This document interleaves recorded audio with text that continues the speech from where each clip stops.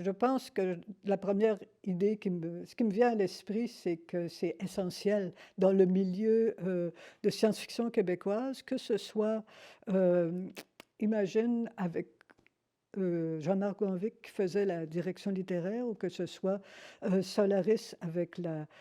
série de personnes qui se sont occupées de direction littéraire, ça devient une pépinière de talents, hein, et c'est quelque chose qui justement n'existe pas, je pense, dans les milieux de littérature générale. Ils vont dire: «On prend le texte ou on le prend pas», mais on entend moins parler de gens qui se sont fait reprendre leur texte 10 fois avant que ça soit publié. Peut-être je me trompe,